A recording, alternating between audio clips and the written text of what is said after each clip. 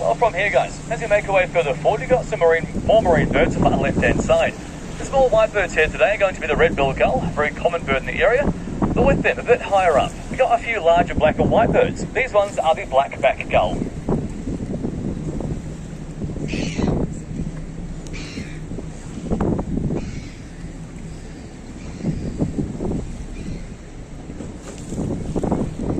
Cave. The cave here today got the name because the height of the cave itself is equal to that of the original Christchurch Cathedral spire.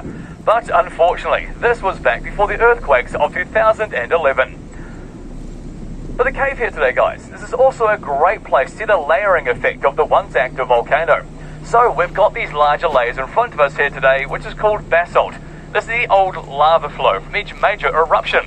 But these are all intersected by thin red ash layers in a vertical line, or vertical layers rather. But the ash layer here today, folks, it's a much softer rock. It erodes away a lot faster, and that will leave behind a few small ledges, and those wee ledges have now been marked in white by the local bird population, most notably the spotted or common cormorant. But while we are here today, on top of the cave itself and well above us, there is one red ash layer that's considerably larger than the surrounding layers. Now this shows a prolonged quiet time of volcanic activity, of low energy but again more consistent eruptions. Now because of this, the ash layer found here, it's often referred to as Strombolian ash, named after Mount Stromboli of Italy, that is quite well known for the exact same reasons, for its low energy but again more consistent eruptions. Now while we are here too, for those on board the Kenai, you may have seen a fur seal in the water off our front left-hand side out for a swim. We can't get too close here though. We can't go into the cave itself or any overhanging rocks, as it's a bit too dangerous. Not to worry. As you make your way further around the harbour today, we are going to find a few more fur seals, so we'll move off or keep our eyes out. And it gives the area's fish stock a chance to recuperate.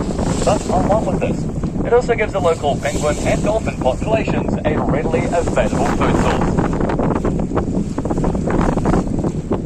But lastly, as you make your way a bit further forward here too, we have an archway opening up from our front left-hand side at sea level. Now when this lines up, and with a bit of imagination, you could see why we often refer to this as Elephant Head Rock.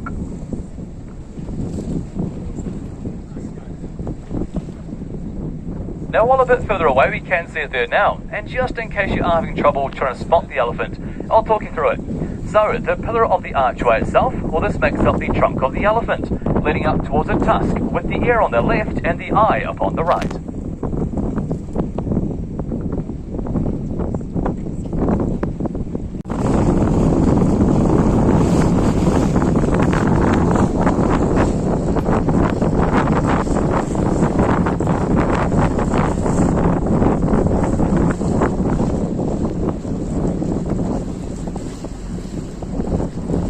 Now the wee bay off our left-hand side here today, guys, is known as Bushy Bay for rather obvious reasons, as it does kind of give us an idea of what the entire peninsula would have looked like around 400 years ago.